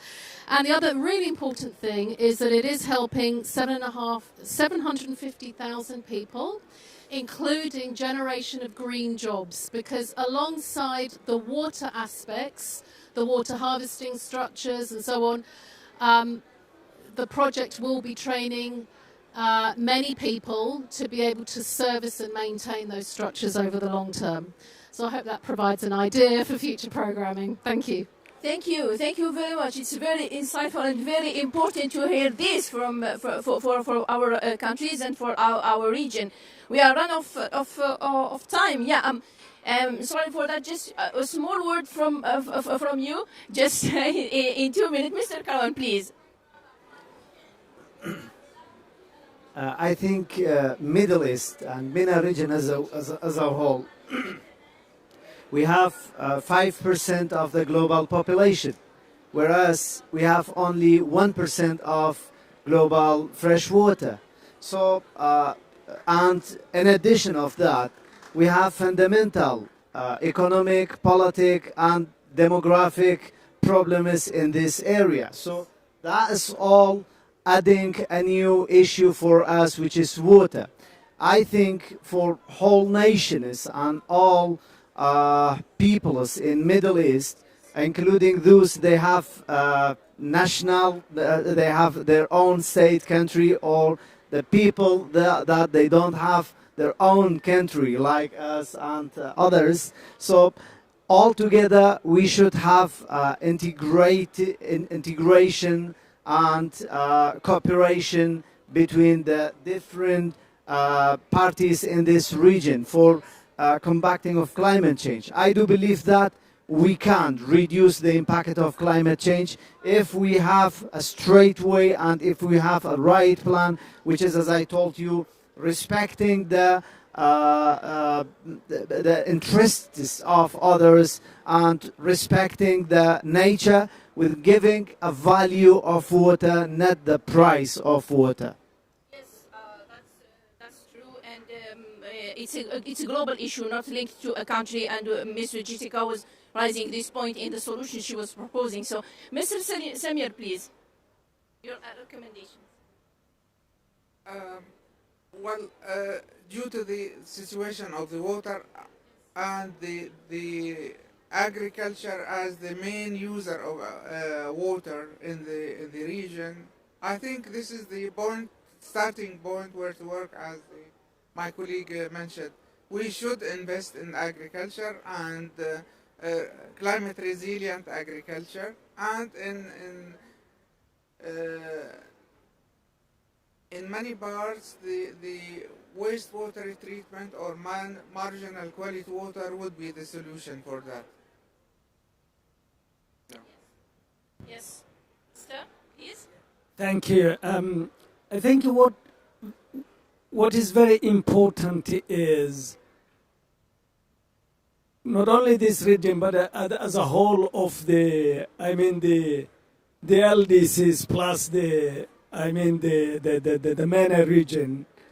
I think what is very important is water is also related to security and peace.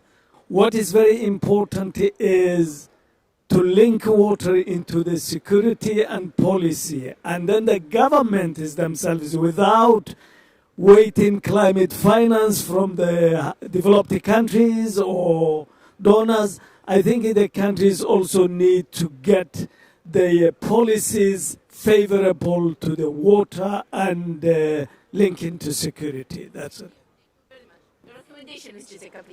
My main recommendation is to apply systems thinking to the water issue. Don't think about it as a single sector or a single technology. Think about the system. How are your water resources generated? What is impacting? And I think pretty soon you'll come back to the issue of soils. How are we treating our soils? Our soils are super degraded, particularly in the MENA region. So look at that and look at the causes, and there you'll find the solutions. Thank you. Thank you very much. I thank very much my panelists today. We have shared insights from our MENA region, and I believe it's very tough in our MENA region, this issue of raising temperatures and drought and water scarcity, and the water is an issue for our region. Thank you very much. I was pleased to have you. Thanks. We're on time.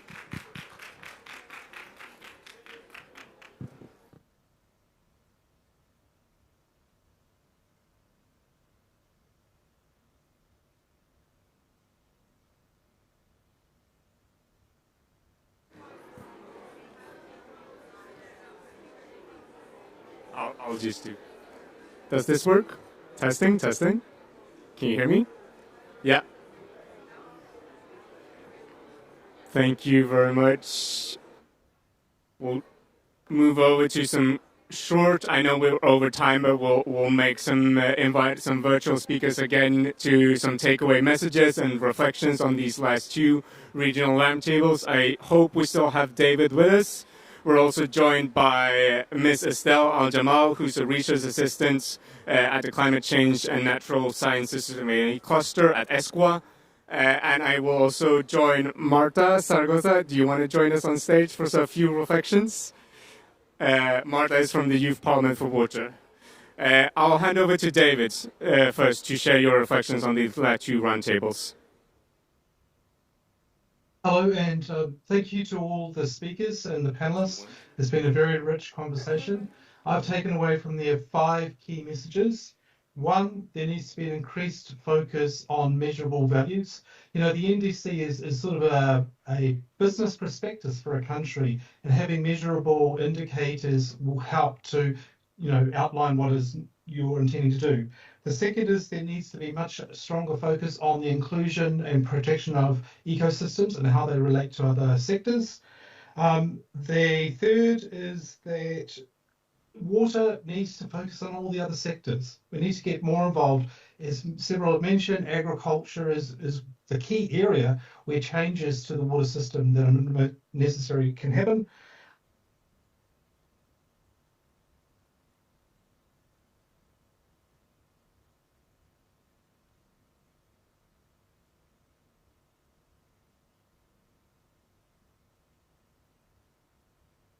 Can you hear me now? Yes, I can hear myself. So, David, we lost you for a second. I think you're back now. Okay. Yes. Sorry. The last one I was going to mention was that many speakers mentioned transboundary challenges, but very few NDCs talk about transboundary issues and the changes. We need to make some changes in terms of encouraging more transboundary commitments and for countries to take those on. I mentioned 5 things, but I'll leave it at that. Estelle, over to you. You want to share some reflections? Yes. Yes. Hello, everyone. Thank you, David, for wrapping up. And also, I would like to add a few things. It's been truly enlightening to delve into the diverse challenges and opportunities in managing water amid climate change impacts, adaptation, and mitigation. Each region has brought unique perspectives on integrating water within NDCs and NAPs, yet common obstacles persist across continents, such as the lack of coordination across sectors, inadequate water-related targets, water scarcity, sanitation, limited subnational representation, and gaps in governance, technology, and funding. Additionally, we've seen the need for more gender inclusivity and multi-sectoral approaches that link water with energy and agriculture. However, these challenges also revealed clear opportunities by strengthening policy integration through frameworks like RWRM and enhancing water indicators in future NDCs. We can drive meaningful progress. Yet, as water becomes increasingly central and further integrated in NDCs, we need a clear identification of projects aimed at adaptation, mitigation, and co-benefits to better assess climate finance needs and identify what climate finance needs and flows are going to countries. I would also like to focus on ESCWA's commitment and to advancing efforts and supporting member countries in this regard. ESCWA was pleased to partner on the NDC 3.0 MENA Forum, where dedicated working groups on water and food systems engaged countries in recognizing the critical importance of integrating water into NDCs. The discussions at the forum underscored how essential water is for climate resilience and sustainable development, reinforcing the momentum for its inclusion across national policies. One last thing, allow me to mention one important insight that is crucial to these discussions, which is the inclusion of youth, which I'm pretty sure that Martha will focus on much more, but allow me to mention only a few points. We're the generation that grew up with screens in our hands and global issues in our sights. The energy, creativity, and fresh perspective that young people bring to water and sustainable development are not just valuable, they're essential. Engaging young voices in in critical areas like water security, climate resilience, and sustainable development is a necessity if we want to meet the SDGs by 2030 and beyond. Youth are uniquely skilled at bridging gaps between traditional knowledge and innovative solutions, between local challenges and global actions, and between policy and practice, which are main issues discussed through sessions, as we've seen today, concerning water sector gaps within an access comprehensive approach. We understand that sustainable water management isn't about SDG 6, it impacts SDG 1, 2, 3, 7, and especially peace and sustainability, SDG 16, which we need the most. Youth-led initiatives around the world are already contributing cross-sectoral, innovative, and inclusive solutions, but for these efforts to thrive, we need genuine, consistent engagement from policymakers by moving beyond symbolic representation to meaningful inclusions. We're not just building policies, we're building resilience, innovation, and a sustainable legacy. Let's make space for youth not to only advocate, but also advise actively. Thank you. Thank you very much, Estelle. And with that perfect segue, I will hand over to Marta for some closing remarks. Hello, everyone. Thank you for staying so long. I will be quite short. So I just wanted to thank Estelle also for mentioning young people. So she has already done my job. Can you hear me well? Yes. Again, I think my core remark or my key remark and takeaway out of all of these talks that have been going on was the importance of integrating water into climate action, and that cannot happen alone. We need to be together. It cannot happen in isolation. I'm talking about regions, I'm talking about nations, I'm talking about local communities, and I mean, also stakeholders. I'm here representing the youth, but I'm not only talking about the youth, I'm also talking about civil society, I'm talking about indigenous communities, I'm talking about women. Water knows no borders. We have already been saying that all the time. Of course, we do have regional specificities and cultural specificities, but I hope that our ambitions are shared. And this is something that I hope everyone can leave this room with. We have joint actions and we have the possibilities of together bringing change. We have strong institutional coordination that is needed. We need consistent tracking of progress. I agree with everything that was said on this regard. We need setting measurable water targets. Hopefully, water targets that are delivered and communicated also to the different stakeholders who are implementing these on the ground, among which youth. Young people are incredible partners for reaching communities that normally high-level people cannot access, and I have a lot of experience and examples of this, but come talk to me if you're interested. And yeah, at the end of the day, again, water is too much, too little, too dirty, but we cannot start actions if we're not including young people. Because at the end of the day, the fruits of our hard labor are going to get lost if we don't have us to take over. And for that, we need NDCs that are also aligned with the UNDP recommendations when it comes to youth mainstreaming for NDCs approaches. I highly recommend you to go and look at the ACE negotiation track right now here at COP, which is about training opportunities, which is empowering young people and children into institutional practices and policy developments. So please, again, let's share this ambition. Let's make financing a reality. Let's make implementation and the continuing of work that has already priorly been done a reality as well. Thank you very much. Thank you very much, Marta. And with that, our first session is coming to a close. Please join us for our Havo panel, which will start at 1 p.m. local time. And yeah, join us then. Thanks, everyone.